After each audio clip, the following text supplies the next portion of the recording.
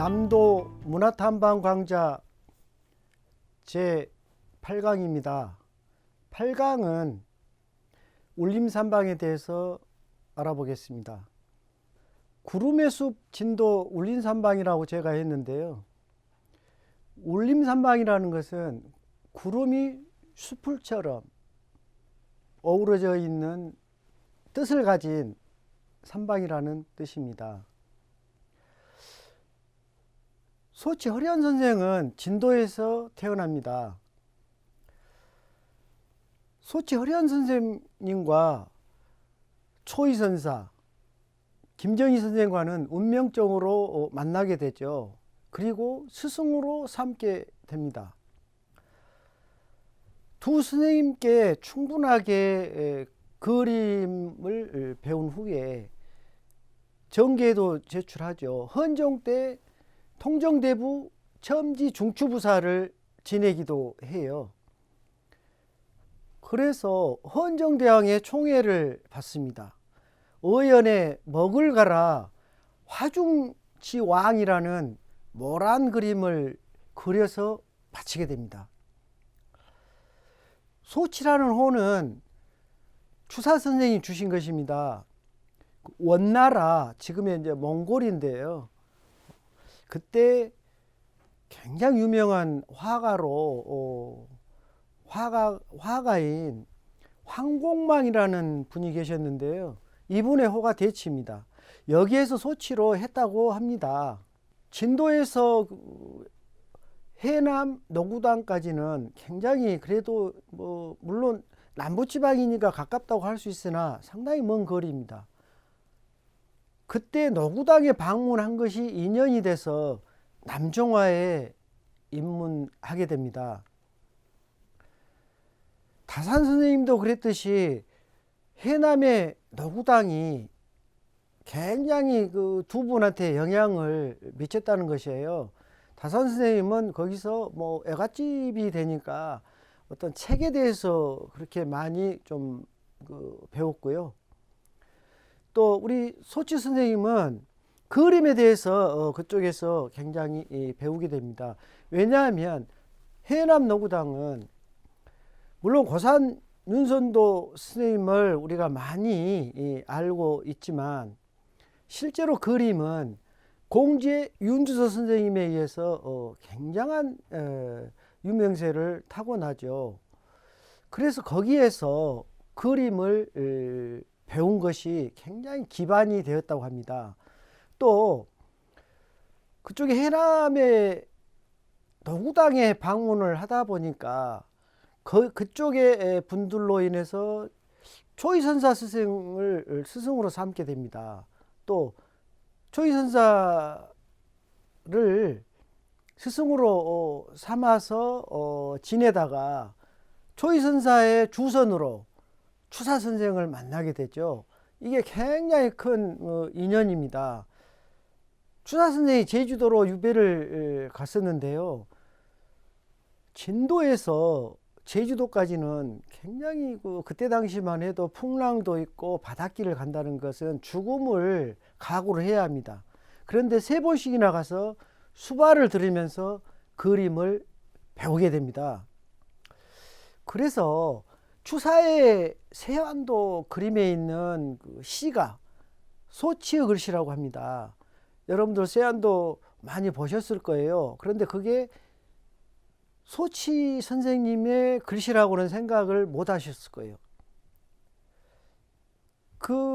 거기에 글을 쓴 동기가 있는데요. 추사 선생님이 이상적이라는 분이 또 제자로 있습니다. 이분이 청나라에 가서 어떤 그림에 관한 책이랄지 이런 것을 스승인 추사 선생님께 이제 주니까 그거에 고마움으로 해서 세안도를 그려줬다고 해요.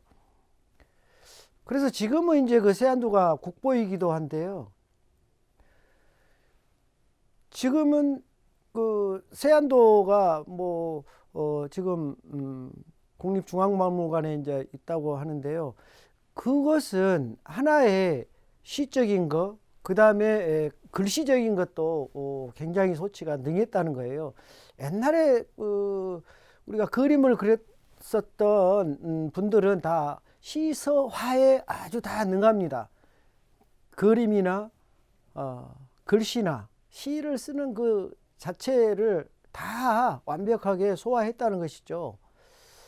그래서 울림산방은 1857년에 50세 때 건립을 합니다. 그래가지고 거기에서 이제 주로 이제 기거를 하면서 후학들을 이렇게 가르치기도 하는데요. 사실은 추사 선생님이 평가를 해 놓은 게 있어요. 그것은 자, 압록강 동쪽으로는 소치 허련만한 화가가 없다고 평가를 합니다. 이것은 얼마나 대단한 평가인지 몰라요.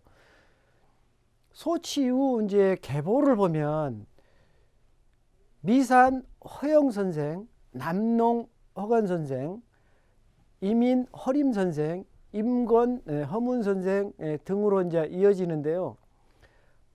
지금 전남대학교에 계신 허진 교수님이 계시죠. 그래서 그 맥을 지금 이어가고 있다고 합니다. 200여 년에 걸쳐 문중에서 한 8인이 걸출한 화가가 배출됩니다. 그런데 진도 출신으로 울림산방의 영향을 받아서 국전 이상 당선이 돼서 활동한 분이 약 150명이나 된다고 해요. 그래서 이제 약 150명이 된다고 해서 진도에서는 울림산방을 중심으로 해서 허씨들은 빗자루만 들어도 유명 명필이 된다는 이제 그런 얘기도 있고 해요. 그래서 울림산방의 뜻은 첨찰산 아래 지당 연못이죠. 아침 저녁으로 피어오르는 안개가 구름같이 이룬다고 하여 울림산방으로 했다고 전해집니다. 그래서 실제로 울림산방은 남종화의 산실입니다. 사실 공제 윤두서 선생님이 이제 사신 이후에 당연히 노구당이 중심이 돼야 될 터인데, 그러나 울림산방이 남종화의 산실이 되고요. 그 남종화라는 것은 건필, 그러니까 좀 먹을 적게 묻혀서 한 걸 이제 건필이라고 하는데요. 마를 건자를 씁니다. 이걸 이용해서 갈라진 그 분놀림하고 그 20개 대담한 그 농담을 표현한다 그래요. 농담이라는 것은 짙고 얕고 그래서 짙을농과 옅을 담자를 씁니다. 그 표현을 했다 그래요. 그 중에서도 굉장히 그 중요한 요소는 여백이 많은 것이 특징입니다. 그래서 우리가 산수화에서는 실제로 여백이 굉장히 큰 역할을 하거든요. 다 채우지 않는 것 아니겠습니까? 그런데도 남종화의 기법은 더 확실히 여백이 많다는 것입니다. 그래서 진도에서 양천 흑시들은 빗자루만 들어도 명필이 되고 명화가 나온다라고 했습니다. 이것을 좀 더 확장하자면 진도 출신들은 빗자루만 들어도 명필 명화 나온다 해도 과언이 아니라고 합니다. 왜냐? 진도에서 나온 약 150여 명이 된다고 하니까 그렇습니다. 그래서 진도를 남도 제1의 문화예술 공간으로 인정하는 것은 울림산방이 그 중심에 있기 때문이라고 하죠. 우리들은 진도하면 홍주랄지 굉장히 이제 많습니다. 진도에도 다른 특산품들이 이제 많이 있는데요. 그 중에서도 이제 문화를 꽃피운 곳은 울림산방이다, 이렇게 이해가 좀 되겠습니다. 그리고 이제 울림산방 뒤쪽으로 그 생가를 지어 놓았는데요. 그것은 생가를 다른 데 있는 것을 옮겨서 지금 보존하고 있는 것입니다. 물론 당시에 살았던 집은 없어졌겠죠. 하나 고증을 통해서 그것을 다시 복원해서 뒤쪽에다가 이제 지어 놓았는데요. 그 집은 남부지방에 특별한 그 특성이 있습니다. 일자형이죠. 그래서 우리가 일반적으로 우리가 남부지방에서 초가삼간이다 하면 다 일자지 않습니까? 그래서 이제 일자형인데요. 이후에 이제 탐방으로 가서 한번 이제 보시겠습니다. 그리고 울림산방은 건물이 디귿자입니다. 디귿자로 해서 팔짝 지붕 형태인데요. 아주 그 특이하고 그런 집을 지으려면 힘듭니다. 그래서 이제 현장으로 이제 가 보시겠는데요. 그래서 이정표를 이제 제가 찍었습니다. 이정표를 따라서 이제 가 보시면 울림산방에 대해서 이제 해설을 해 놓은 것이고요. 그래서 그쪽이 이제 명성 이제 80호 뭐 이렇게 이제 되는데요. 뭐 당연히 뭐 명성으로 된 것은 마땅하다고 봅니다. 자, 울림산방을 이제 조감도인데요. 주위 조감도입니다. 그런데 여기에서 제가 조금 아쉽게 생각하는 것은 그 진도 역사관 쪽이 너무 크다는 거예요. 물론 박물관은 뭐 그래도 뭐 좀 크기는 큽니다만 좀 적당하다고 보는데 이쪽에 역사관이 상당히 그 주의를 좀 더 뭐 훼손까지 아니겠습니다만은 약화시키지 않았는가. 왜? 역사관은 지금 현대식 건물로 지어졌단 말입니다. 그렇기 때문에 우리가 문화 유적을 보존한다는 것은 그 자체만 보존이 아니고 주위 경관까지도 분명히 우리가 따져보면서 선정할 필요가 있고요. 또 진도역사관이라고 하면 좀 멀리 떨어져 있어도 되지 않겠습니까? 그래서 제가 그것은 조금 아쉬운 점이라고 생각이 듭니다. 자, 입구에서 첨찰산을 찍은 것입니다. 자, 얼마나 경관이 좋습니까? 자, 주위를 사방을 제가 찍었는데요. 이렇게 주위에 산들이 형성이 돼 있고 섬 같지 않고 이렇게 분지로 그 부분이 돼 있습니다. 자, 멀리서 울림산방을 찍은 사진인데요. 자, 앞에 연지가 있습니다. 연지 안에 항상 제가 한옥에서 얘기한 삼신선산이라고 하는 것입니다. 그래서 하나 있을 때는 복례산이라고 했는데요. 어쨌든 그 복례산 안에 배롱나무라고 하는 백일홍나무가 심어졌습니다. 그래서 답사할 때 조금 여름이 아니어서 조금 아쉽기는 했지만 그 나름대로 또 아주 좋았습니다.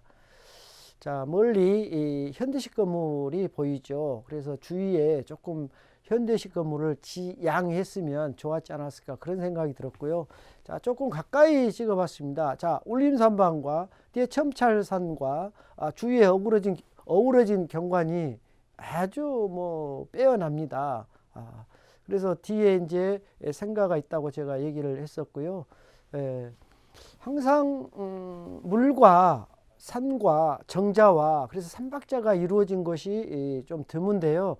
보통 이제 삼박자를 이루기 위해서 연당을 이렇게 인위적으로 파기도 합니다.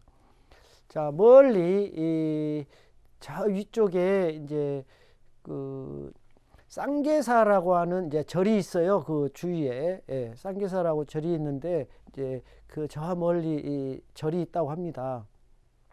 자, 여기 이제 그 계보를 이제 제가 좀 이제 말씀을 이제 드리다 보면 소치 허련 선생님이 계시고요. 그 다음에 미산 허영 선생님, 그 다음에 이제 남농 허건 선생님이 있고요. 이제 같은 그 학렬 내지는 같은 시대의 이민, 그 다음에 이제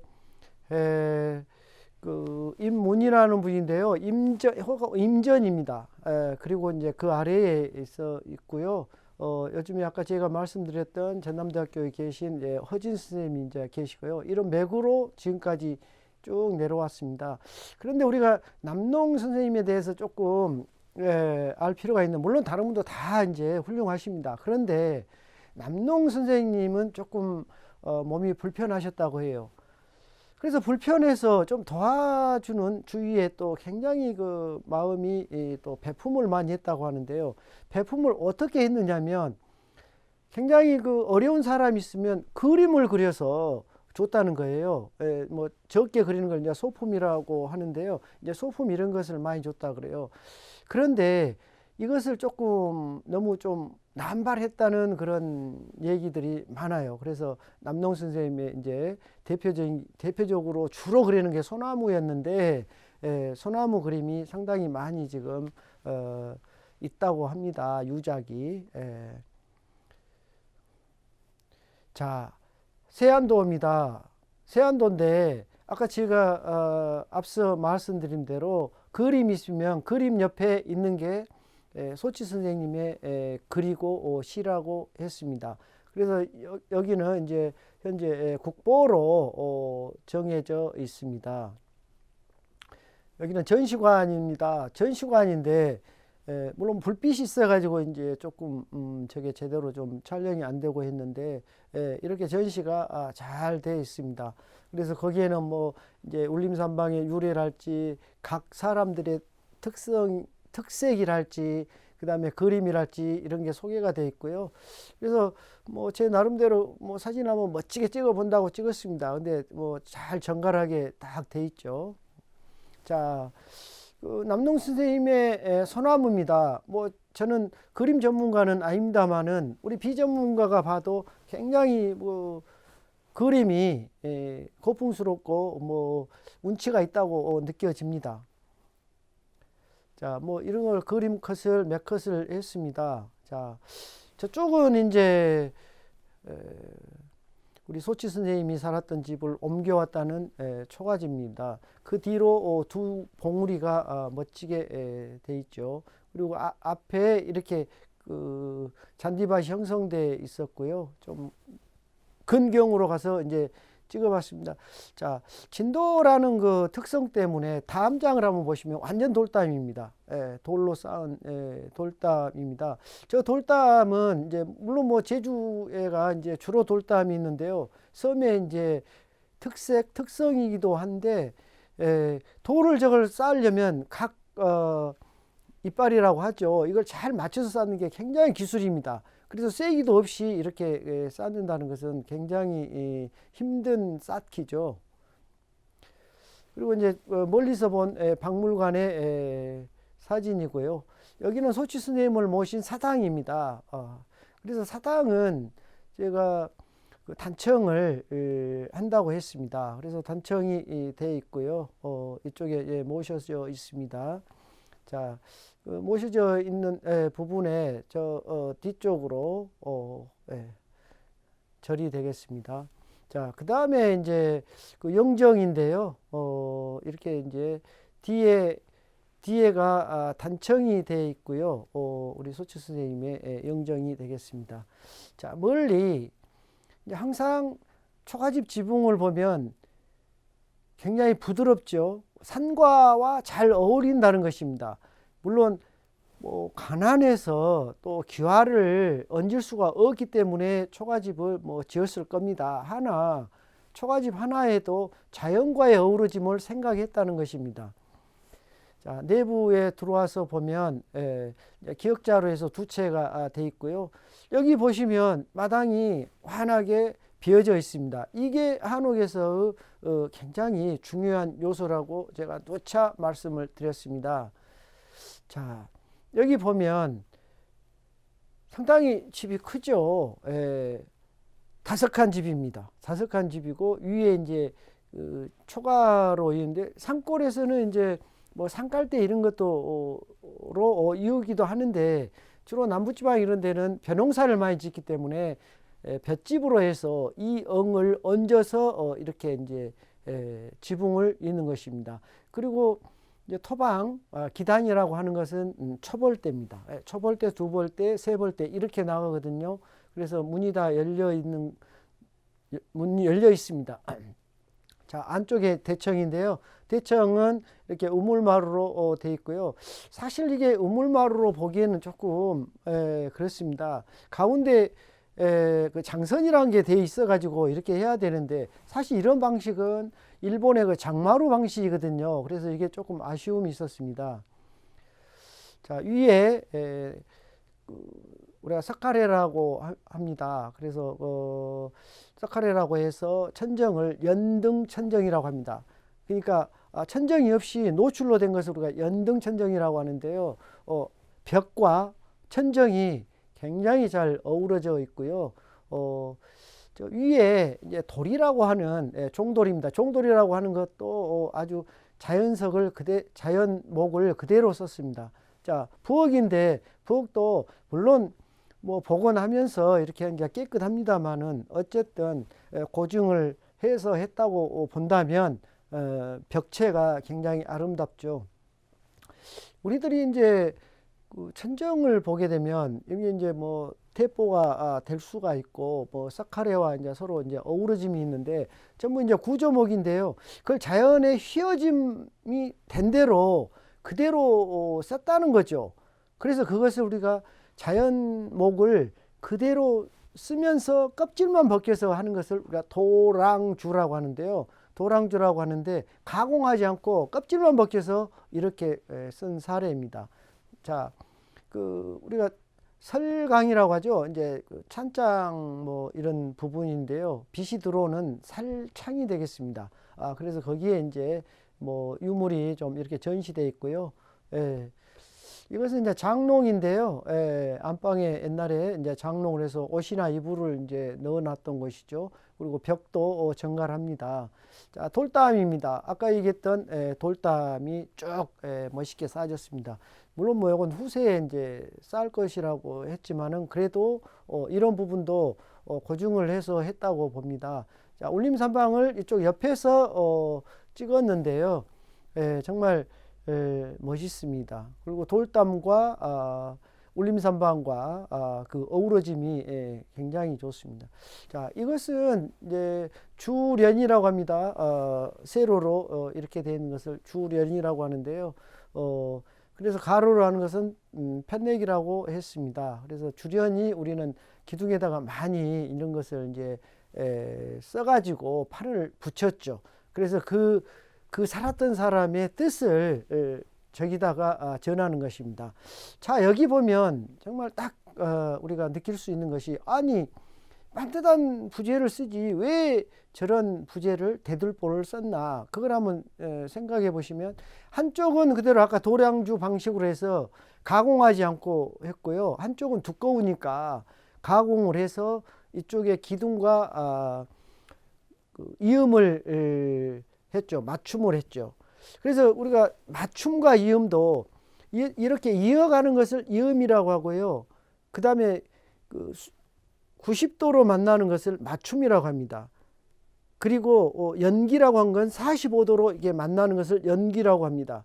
그래서 맞춤과 이음과 연귀입니다. 연귀를 우리가 좀 구분해서 알 필요가 있다. 자, 사카레와 대들보와 그 다음에 저건 중보라고 합니다. 그래서 가로로 가는 것을 우리가 보라고 하고요. 세로로 가는 것은 돌이라고 합니다. 자, 중간에 이제 기둥이 이제 보이는데요. 저 문과 벽과 위에 노출 천정이죠. 그래서 그것을 연등 천정이라고 제가 했습니다. 자, 얼마나 아름답습니까? 벽과 문.